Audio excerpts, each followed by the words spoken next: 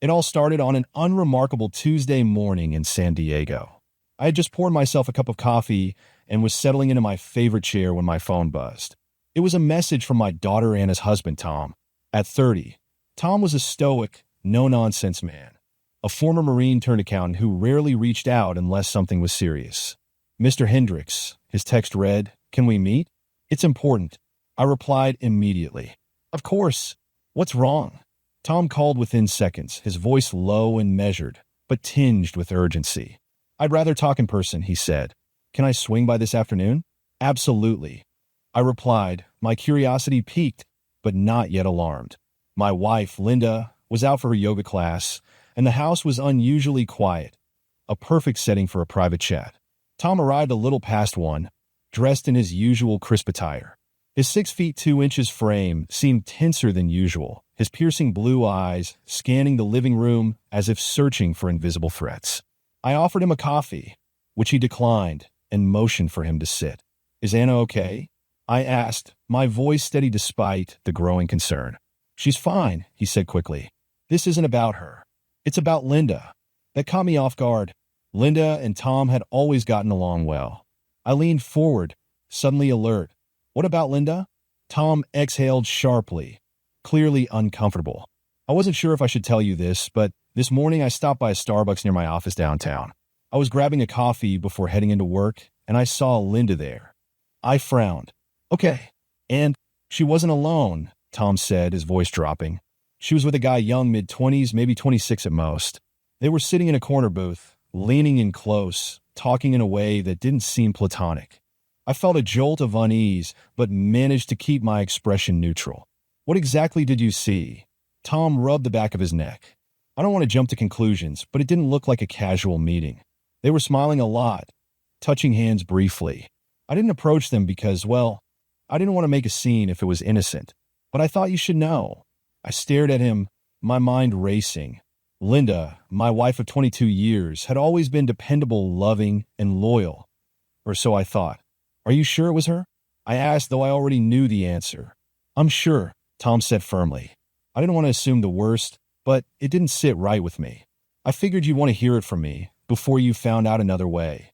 Silence stretched between us as I processed his words. Finally, I nodded. "Thanks for telling me, Tom. I'll look into it." He stood, looking relieved. "If there's anything I can do, let me know. I hope I'm wrong about this." As I watched him leave, my mind reeled. Who was this younger man? And what was Linda doing with him in a downtown Starbucks? Linda was, by all accounts, the epitome of grace and vitality. At 45, she was a vision of youthful energy and sophistication, her lean, athletic frame a testament to her dedication to yoga and regular workouts. Her sandy blonde hair cascaded in soft waves, often tied into a loose bun that framed her delicate features. High cheekbones, sharp green eyes that seemed to hold the secrets of the universe, and a smile that could disarm the sternest of critics. We had married 22 years ago, a whirlwind romance that began when I was 33, a budding architect, and she was just 23, an ambitious fashion design student with dreams bigger than life. By the time our daughter Anna was born a year later, Linda had already begun laying the groundwork for what would eventually become her personal clothing brand, Emerald Threads. It started as a boutique line of yoga, were designed with both functionality and style in mind. Breathable fabrics, earthy tones, and cuts that moved with the body. Linda's designs quickly caught the attention of local yoga instructors and fitness enthusiasts, and within a few years, her brand had expanded to include athleisure and casual wear. She became something of a local icon in San Diego, hosting pop-up shops, collaborating with spiritual influencers, and running workshops that combined yoga, meditation, and discussions about mindful living. Her brand's tagline, "Where your spirit," embodied her philosophy. Clothing should be an extension of one's inner self. Despite her professional success, Linda always found time to prioritize her health and well-being. She began her mornings with an hour of yoga on the deck overlooking our backyard, the ocean breeze carrying the faint scent of salt and eucalyptus. In the evenings, she often slipped into her meditation room, a cozy space filled with soft cushions, candles, and an assortment of crystals and Tibetan singing bowls. She wasn't just a designer or a fitness enthusiast. Linda was deeply spiritual. She had embraced mindfulness and holistic living long before they became mainstream. She experimented with plant-based diets, attended silent retreats, and even took up pottery for a while, claiming it helped her connect with the earth. Some might have dismissed her as eccentric, but I admired her passion for self-discovery and growth. Our marriage, at least on the surface, was a partnership built on mutual respect. I supported her career just as she supported mine, and we took pride in raising Anna, now 21 and in her final year of college. Anna was Linda's mirror in many ways. Confident, driven, and independent, though a bit more pragmatic. Yet, for all her perfection, Linda was a puzzle. She had an air of mystery, a depth that I could never quite plumb no matter how long we were together. Over the years, I had learned to accept that certain parts of her world were hers alone. Her journals filled with poetic musings, her solo trips to spiritual workshops, and her private conversations with the mentors and gurus she revered. While Linda immersed herself in the serene world of yoga and spirituality, I carved out a different path for myself. I was never one for quiet meditation or deep stretches under the rising sun. My sanctuary was the grit and sweat of the CrossFit gym, the calm of a fishing line cast in a still waters, or the camaraderie of a poker table surrounded by old friends. We were opposites in that sense, her drawn to introspection and flow, me to action and adrenaline. Still, I made an effort to support her. Over the years, I attended a few of her workshops and even tried some of the yoga sessions she insisted were good for the soul. It was comical, really. While she moved with the precision and grace of a dancer, I fumbled through poses like a bull in a china shop. The warrior pose was fine. Downward dog? Not so much. Linda would always give me a patient smile, her green eyes twinkling as if to say, "You'll get there." But I never really did. My flexibility wasn't the problem. It was the stillness. Her meditation retreats were another story. I went once a weekend retreat in Big Sur. Linda was thrilled, and for her sake, I tried my best to blend in, sitting cross-legged in a room that smelled like sage and lavender, listening to a soft-spoken guru talk about aligning your chakras. I didn't get it, not really, but I sat there with my eyes closed, pretending to focus on my breathing while mentally planning my next fishing trip. When the group chanted mantras, I felt like a fish out of water. But when Linda squeezed my hand during one particularly moving session, I felt a pang of guilt. This was her world, and I was an outsider. Despite my half-hearted participation, I genuinely admired Linda's dedication to her practices. She was tireless in her pursuit of balance and growth, and I respected that even if I couldn't always join her in it. I made up for it in other ways, helping her set up for her pop-up events, lugging heavy boxes of her latest designs to the car, or giving her constructive feedback on her marketing strategies. But when I needed to unwind, I turned to my own escapes. The CrossFit gym was my temple, the place where I pushed my limits and cleared my mind. Fishing trips were my retreat. Long weekends at Lake Tahoe or quiet mornings on the San Diego Bay, watching the sun rise as the water lapped at the boat's hull. And poker nights? They were my social lifeline, a chance to banter, bluff, and occasionally win enough cash to feel smug for a week. Linda respected my hobbies, just as I respected hers, but there was always an unspoken distance between us because of them. She couldn't understand the thrill I felt reeling in a massive tuna any more than I could grasp the transformative power she claimed to find in a sound bath. It worked, though, or so I thought. We didn't have to share everything. We just had to support each other. Now, after what Tom had told me, I wondered if that distance had quietly grown into a chasm. Had my preference for poker nights over chanting sessions signaled to her that we were too different? Had her unwavering pursuit of harmony and growth taken her down a path I couldn't follow? The moment Tom left, I knew I couldn't sit idly by. The image of Linda at Starbucks with a younger man gnawed at me. I couldn't jump to conclusions, not without facts. I decided to observe her carefully, discreetly, to piece together what might be happening. If something was wrong, I needed to know for sure. That evening, Linda came home from her yoga class as cheerful as ever. She waltzed into the kitchen wearing her usual athletic gear, sleek black leggings, and a tank top from her own clothing line. A light sheen of sweat glistened on her forehead, and she smelled faintly of lavender and citrus.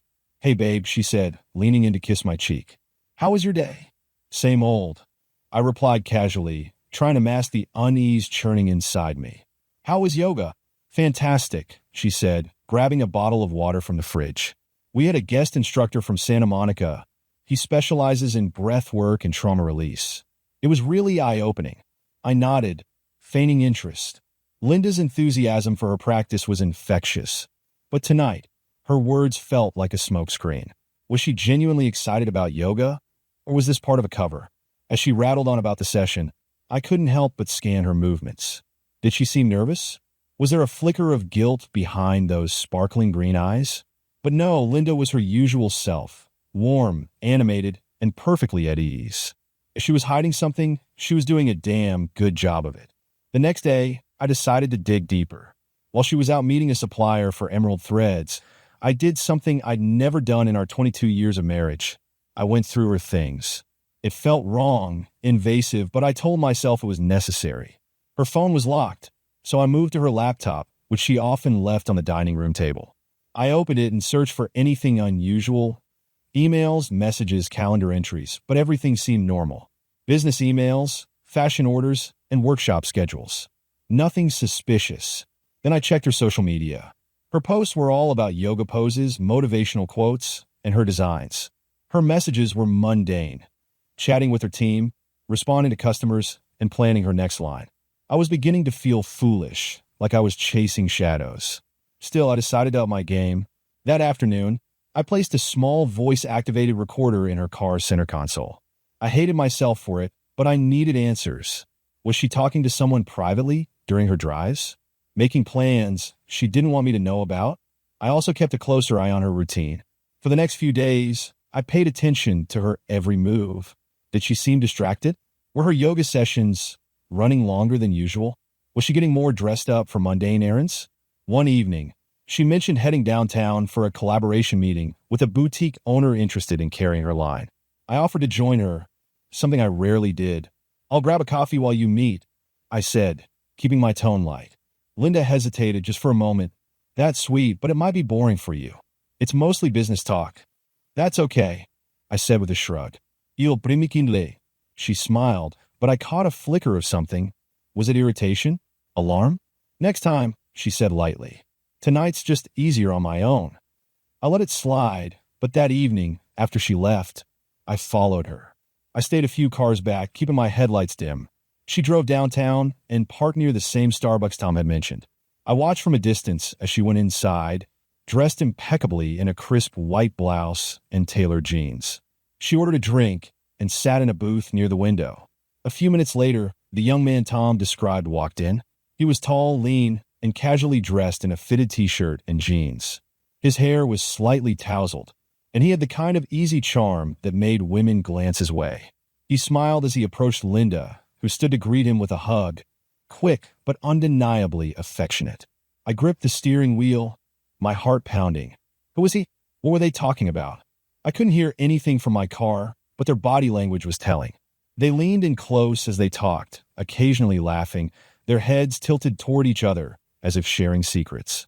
I sat there, frozen, torn between the urge to confront them and the need to gather more information. If this was innocent, barging in could destroy trust for no reason. But if it wasn't, after about 30 minutes, the young man left.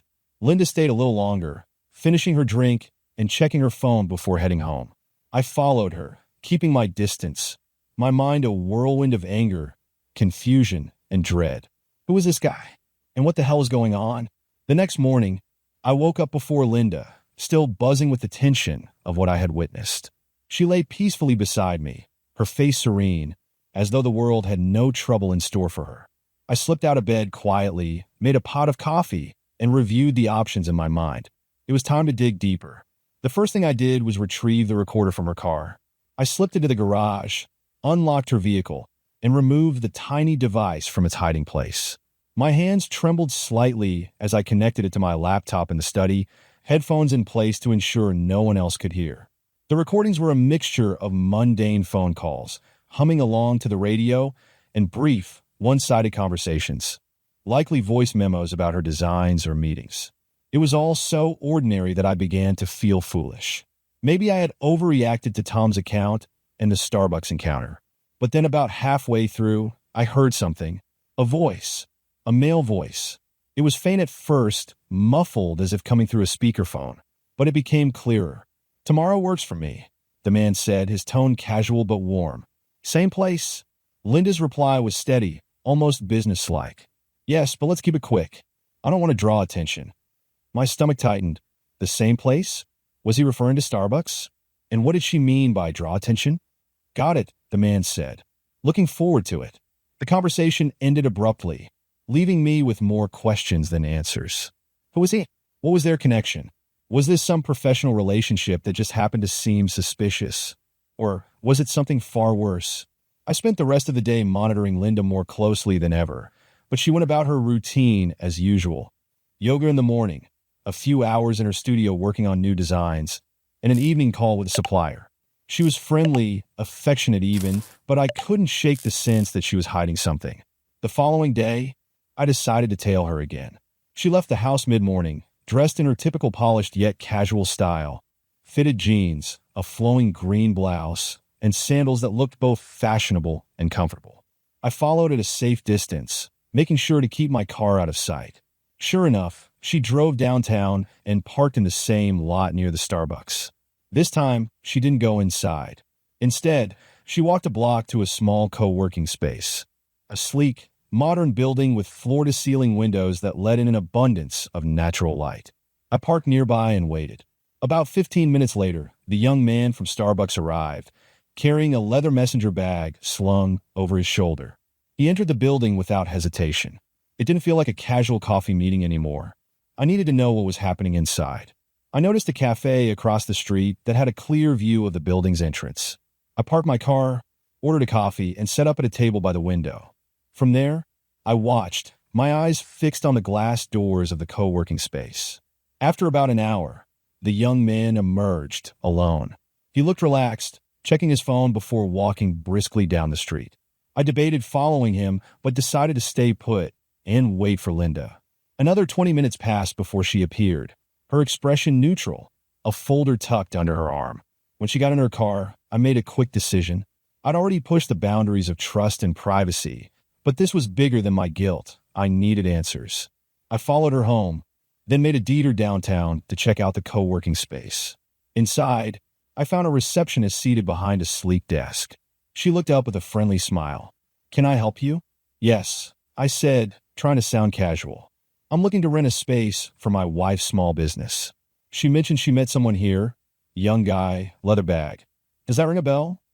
The receptionist hesitated, her smile faltering slightly. "Oh, you might mean Ryan? He works as a freelance marketing consultant and meets clients here sometimes." "Ryan." I filed the name away. "Sounds right. Do you know if he's a regular here?" "Pretty regular," she replied. "He's great. Helps a lot of local businesses with their branding." I nodded, thanked her, and left. Outside, I leaned against my car, the pieces slowly falling into place. Ryan, a marketing consultant. Was he working with Linda professionally, or was their relationship something more personal? The information wasn't enough to make a judgment, but it was enough to deepen the mystery. If this was all above board, why had Linda seemed so secretive? Why the hushed tones and the insistence on not drawing attention? As I drove home, one thing was certain. I wasn't done digging. That night, I couldn't sit still. Every quiet moment stretched into eternity as I replayed the details of what I'd learned. Linda was meeting Ryan, a marketing consultant. It could all be innocent. Business meetings, branding strategies for her clothing line. But the hug at Starbucks, her insistence on keeping things discreet, and the odd way she had brushed off my offer to join her downtown gnawed at me. I decided to escalate my investigation.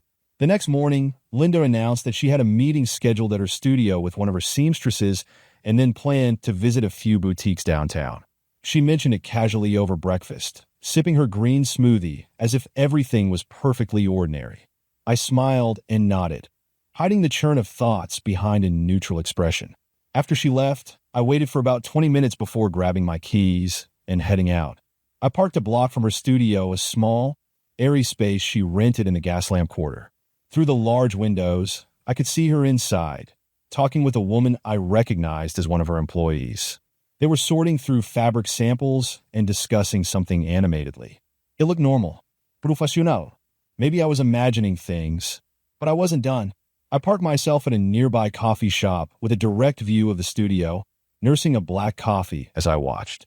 I told myself I'd wait a couple of hours and see if anything unusual happened. Sure enough, just over an hour later, a familiar figure appeared, Ryan. He walked up to the studio door, carrying his leather messenger bag, and knocked. Linda answered, her face lighting up in a way that made my stomach twist. She gestured for him to come inside, and they disappeared from view. I clenched my fists, forcing myself to stay calm. This could still be innocent. Maybe he really was helping her with marketing. Maybe he was just another tool in her professional arsenal. But the warmth in her expression had unsettled me. It wasn't the kind of smile I'd seen her give a colleague. I debated waiting for him to leave, but I needed more than just observation. I needed hard evidence. I returned to my car, my mind racing with possibilities. Then an idea hit me. If Ryan was a consultant, he'd have a professional presence online, social media profiles, a LinkedIn page, maybe even a personal website. I headed home and dove into an online search. It didn't take long to find him. Ryan Hartley, 26 years old, a freelance marketing consultant specializing in brand growth for small businesses. His website was polished and professional, filled with testimonials from clients who praised his creativity and dedication. One name caught my eye, Emerald Threads, Linda's brand. There was proof that their connection was professional. Relief washed over me for a moment, but it was quickly overshadowed by the unease that lingered. If this was just about work, why the secrecy? Why the meeting at Starbucks, the intimate body language, the insistence on keeping things quick and discreet? I scrolled through Ryan's Instagram, looking for clues. Most of his posts were harmless. Pictures of coffee shops, motivational quotes, snapshots of his travels. But then I found something that made my heart sink. A photo taken just a week ago, captioned "Great meeting with a visionary client. Excited for what's coming next." It was taken inside Linda's studio. She wasn't in the shot, but the fabrics and mannequins in the background were unmistakable. I stared at the image, my mind a whirlwind of emotions. Had this gone beyond professionalism? Was I reading too much into a simple post? The rational part of me urged caution, but the nagging doubt had burrowed deep. That night, I decided to confront Linda, but subtly. Over dinner, I brought up her business, casually steering the conversation toward marketing. Have you thought about hiring someone full-time for branding? I asked, slicing into my steak. She looked up surprised. Why? Just curious, I said with a shrug. You've been so busy lately. Wouldn't it help to have someone dedicated to that side of things? Linda smiled faintly and set her fork down. That's what consultants are for. I've been working with someone part-time. It's been great, actually. Ryan, right? I asked, trying to keep my tone neutral. Her eyes flickered briefly, and there it was again, that almost imperceptible hesitation. Yes, she said after a beat. He's very talented. He's helped me streamline my social media and refine the brand's image. I nodded, watching her closely. That's good. You seemed really happy about your last meeting with him. Linda tilted her head, her smile thinning. Are you keeping tabs on me? The question hung in the air, sharp and accusatory. I met her gaze, unflinching. No, I lied smoothly. I just know how much your business means to you. Her expression softened, but the tension remained. It does, she said, and Ryan's been a big help. That's all it is. I nodded, letting the subject drop, but my instincts told me otherwise. Linda might have said it was just business, but I wasn't convinced. A few weeks passed, and the air between Linda and me grew heavier, laden with unspoken words and unacknowledged tension. She continued her routine as though nothing had changed, but I felt like an outsider in my own home, watching every movement, every interaction, every subtle shift in her demeanor. I wasn't content with suspicion anymore. I needed proof. It was a Friday evening when my persistence finally paid off.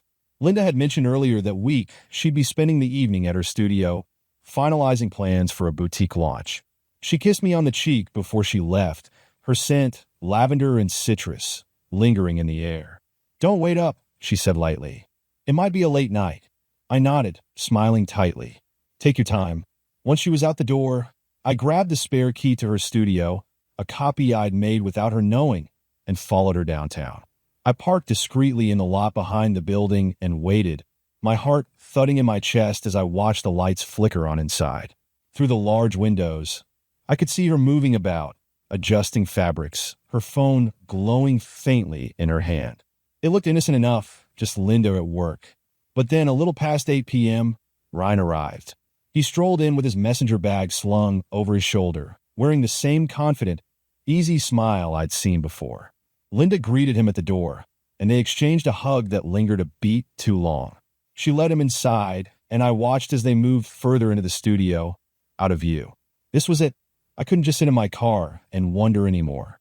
I stepped out, my pulse pounding in my ears as I approached the building. The blinds on one of the side windows weren't fully drawn, leaving a small gap that offered a partial view of the main workspace. I peered through, straining to see. They were sitting close, their knees nearly touching as they pored over a laptop. At first, it seemed innocent enough, collaborative, professional. But then, Linda laughed, reaching out to touch his arm, her hand lingering just a little too long. Ryan said something, and she leaned in, closer than she needed to, her smile softer, more intimate. My stomach churned, but I couldn't tear my eyes away. They stood, and Ryan reached for her hand, pulling her gently toward him. She didn't resist. Instead, she stepped closer, her body language unmistakable. When he kissed her, it wasn't the hesitant, uncertain kiss of a man testing boundaries. It was confident, familiar, like this wasn't their first time. I felt like I'd been punched in the gut. I stumbled back from the window, my breath coming in shallow gasps. For a moment, I considered bursting in, confronting them right then and there. But the fury boiling inside me demanded more than just a heated argument. I needed them to know they couldn't hide from this. I returned to my car and pulled out my phone, fumbling to activate the camera.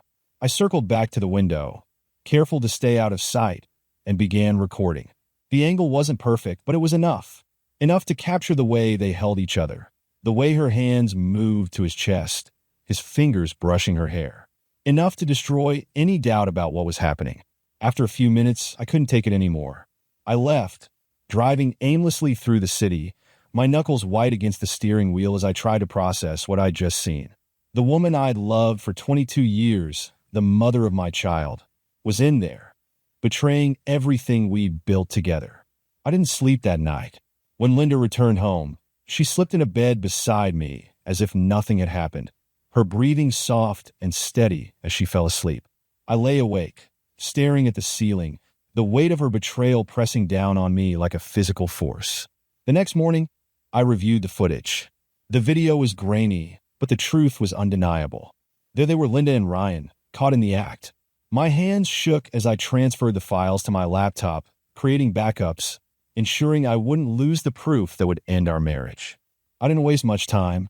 That evening, as Linda went about her usual routine, preparing a cup of herbal tea and settling into her meditation room, I decided it was time. No more watching, no more second-guessing. I would confront her with everything I had. Linda, I called from the living room, my voice calm, but firm. Can we talk for a minute? She appeared in the doorway, her face serene, holding her mug. She looked every bit the woman I'd loved for over 2 decades, her loose, flowy tunic and leggings perfectly suited for her relaxed aura. Of course, she said, sitting across from me on the couch. What's on your mind? I took a deep breath, my fingers brushing over the laptop beside me. There's something I've been meaning to ask you, I said. About Ryan. Her expression didn't change, but I caught a flicker of something in her eyes. Surprise, maybe, or a flash of guardedness. Ryan? What about him? I opened the laptop and turned it toward her. This, I said, pressing play on the video I'd recorded through the studio window. Linda leaned forward, her lips parting slightly as the grainy footage began to play. It wasn't crystal clear, but it was enough. Her laugh, her touch, the kiss. As the seconds ticked by, her face remained impassive, but her fingers tightened around her mug. When the video ended, I shut the laptop and waited. The silence between us was heavy, suffocating. Finally, she set her mug down and folded her hands in her lap, her gaze meeting mine without a trace of guilt. Well, she said softly, I guess there's no point denying it. My chest tightened. You've been lying to me, I said, my voice low. You've been sneaking around meeting him, and for what? Is this about him? About me? About us? Linda sighed, brushing a strand of hair behind her ear. It's not about you, she said carefully. Or at least, not entirely. This is about me. About my growth, my journey. Your journey? I repeated, the word dripping with disbelief. You're cheating on me, Linda? That's not a journey. That's betrayal. She didn't flinch. Instead, she sat back, her expression calm, almost serene. You don't understand, Mark. This isn't just an affair. Ryan has been helping me connect to a new level of energy, a higher vibration that I can't access in our current dynamic. You still here? Dumpfun? A higher vibration? I said, nearly choking on the words. What the hell does that even mean? It means, she said patiently, as if explaining to a child, that I've outgrown the way we've been living. Our relationship has become stagnant, Mark. We're not evolving together, and I need something more. I laughed bitterly, running a hand through my hair. More? You've got a life most people would kill for, Linda, a beautiful home, a family, a career you built with my support. And you need more? Yes, she said firmly. I need more. Ryan has helped me tap into parts of myself that I didn't even know existed. He's opened my eyes to new possibilities, new energies that I can't ignore. I couldn't believe what I was hearing. So what? I snapped. You're just going to throw away 22 years of marriage for some spiritual fling? She shook her head, her voice maddeningly calm. I don't want to throw anything away, Mark. I still love you. I want us to move forward. Together. Together? I scoffed. You think we can just move on from this? Yes, she said, leaning forward, her eyes earnest. But it will take work. You've always resisted the idea of growth, real spiritual growth. Maybe this is an opportunity for both of us to change, to evolve. I stared at her, unsure if I was hearing her correctly. What are you suggesting, Linda? I'm suggesting, she said, her voice soft but resolute, that we open our marriage, explore new dynamics. Ryan is helping me on my path, and I think you could benefit from a similar experience. It could help you connect with your higher self, Mark. Think of it as a chance to rediscover who you are. My jaw clenched. So, you get to keep seeing Ryan? And I'm supposed to what? Find my own energy partner? She nodded, as if this were the most logical solution in the world. Yes, it doesn't have to be a bad thing. It could be liberating for both of us. Liberating. The word echoed in my mind, absurd and infuriating. My hands tightened into fists as I stood, pacing the room. Do you even hear yourself, Linda? I said, my voice rising. You're asking me to sit here and watch our marriage burn while you prance around chasing your higher energies. She sighed, her calm demeanor unshaken. Mark, I understand this is difficult for you, but this isn't about hurting you. It's about finding fulfillment. Don't you want that for yourself, too? I stopped pacing and looked at her, a woman I barely recognized. The calm, spiritual rhetoric, the unyielding conviction, it all felt like a wall I couldn't penetrate. It took me a few days to come to terms with Linda's proposition, or at least to make her think I had. She was persuasive, using words like freedom, growth, and enlightenment with the zeal of someone who truly believed she was offering me a gift instead of a betrayal. I played along, nodding, pretending to consider her suggestions, all the while formulating a plan that would leave me standing tall when the dust settled. I've been thinking about what you said. I told her one evening over dinner, my voice measured, my face unreadable, about opening the marriage. Linda looked up from her quinoa bowl, her green eyes lighting up with a mix of relief and excitement. Really? That's wonderful, Mark. I know it's a big step, but I think it could be transformative for both of us. I forced a small smile. You're probably right. I mean, if this is what it takes for us to reconnect and grow, maybe it's worth exploring. She reached across the table and took my hand, her touch warm but unfamiliar now. You won't regret it. This could be the start of something beautiful. I nodded, the irony of her words nearly choking me. I'll need some time, though, to figure out how to approach this new way of living. Of course, she said eagerly. Take all the time you need. And if you have questions or need guidance, I'm here for you. Her eagerness was almost laughable, but I kept my face neutral. Inside, my plan was taking shape, and it was as intricate as it was merciless. Linda wanted a spiritual journey. An awakening? Fine. I'd give her one, but it would be nothing like what she expected. The first step of my plan was subtle, building trust. I pretended to embrace the concept of an open marriage, even going so far as to attend one of her meditation sessions with her and Ryan. It was excruciating, listening to his smooth, self-assured voice guide the group through breathing exercises while Linda beamed like a disciple. But I needed to lay the groundwork for what was coming. At home, I began casually mentioning the idea of exploring my own connections. "I've been thinking," I told Linda one night as we sat on the couch. "Maybe I should try reconnecting with some old friends, see where that leads." She smiled, pleased by my apparent openness. "That's a great idea. You deserve to find your own energy, Mark." Her naivety was almost endearing. Little did she know, I wasn't reconnecting with friends. I was consulting a lawyer. The second phase of my plan involved ensuring that when the marriage ended, I would walk away with everything I deserved. I quietly gathered financial records, cataloged our assets, and worked with my attorney to secure an airtight strategy. I also began documenting everything.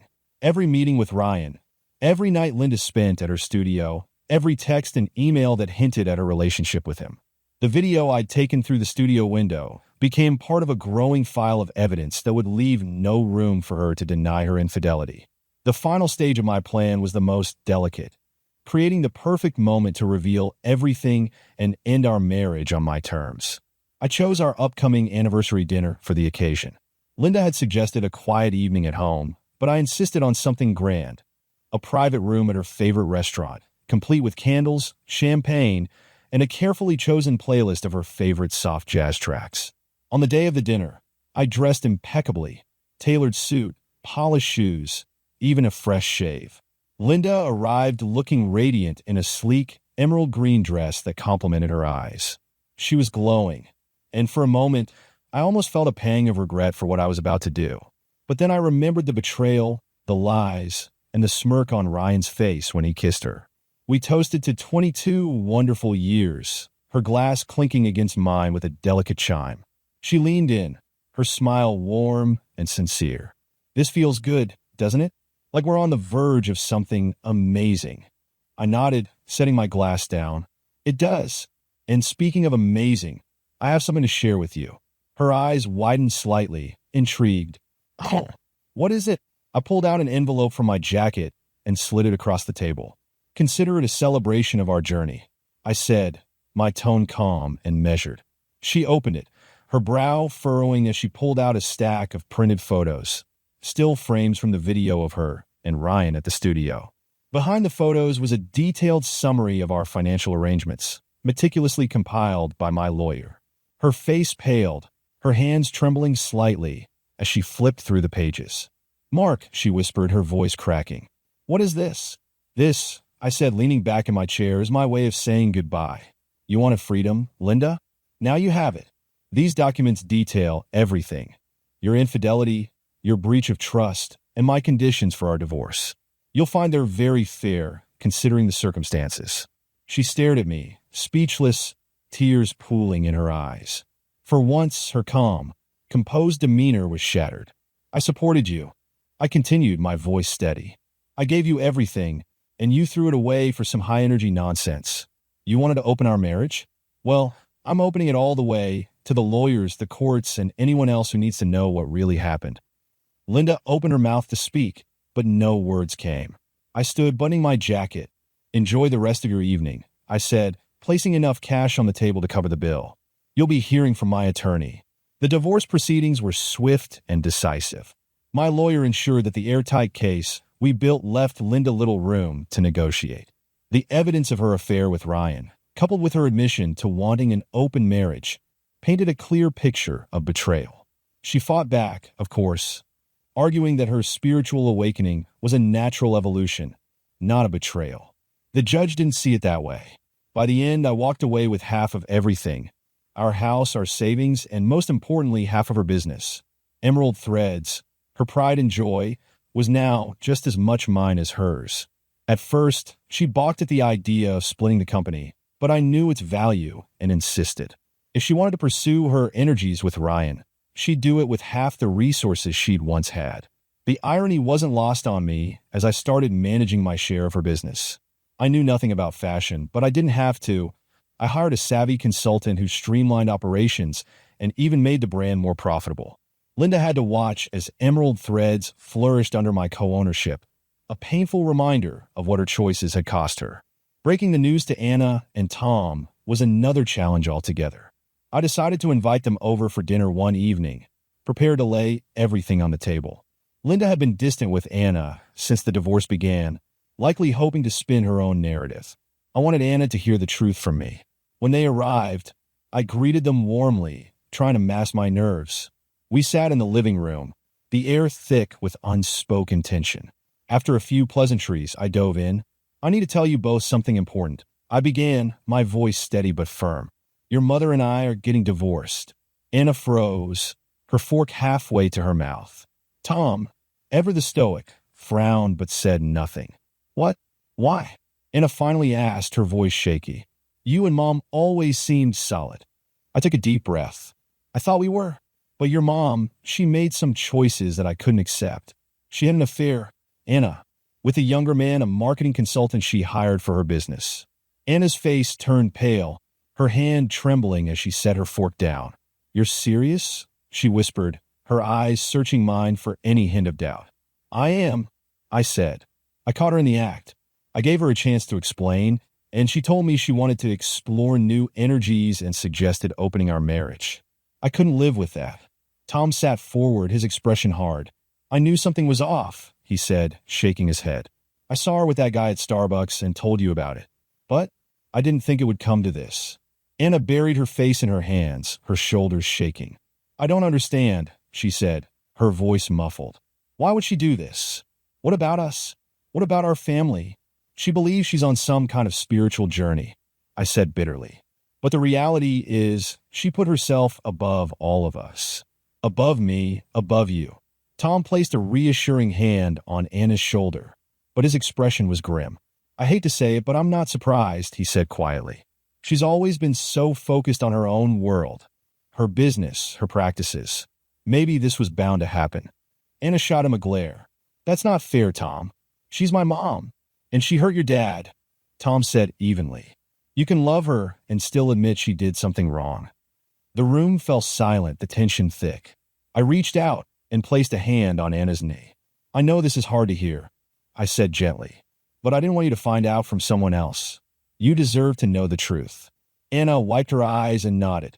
I don't even know what to say. I'm angry, but I'm also sad. She's still my mom. She is, I agreed. And I'm not asking you to choose sides. I just want you to understand why things are changing. What no one expected, what even surprised me, was what I found in the aftermath of the divorce. As I combed through the files and financials of Emerald Threads, I discovered a hidden account. Linda had been siphoning money from the business, thousands of dollars at a time, and funneling it into a personal fund labeled retreat expenses. Further investigation revealed that she and Ryan had been planning to open their own spiritual retreat center, funded by the very business she claimed was her passion. It wasn't just an affair. It was a full-scale betrayal of everything we'd built together. When I confronted her about it during a post-divorce mediation, she didn't deny it. Instead, she had the audacity to smile and say, "You wouldn't understand. It's for the greater good." That phrase stuck with me, hollow and infuriating. The greater good? For her, maybe. But for me, for Anna, for Tom, it was nothing but destruction. I used that discovery to secure an even larger settlement. By the time everything was finalized, Linda had little left but her spiritual ideals and a disgraced name in her own industry. As for me, I thrived. With half of her business under my control and the support of my daughter and son-in-law, I rebuilt a life I could be proud of. And every success I achieved was a reminder that sometimes revenge isn't loud or violent. It's simply living well in the wake of betrayal. Thanks for watching, and don't forget to like and subscribe. New cheating wife stories tomorrow.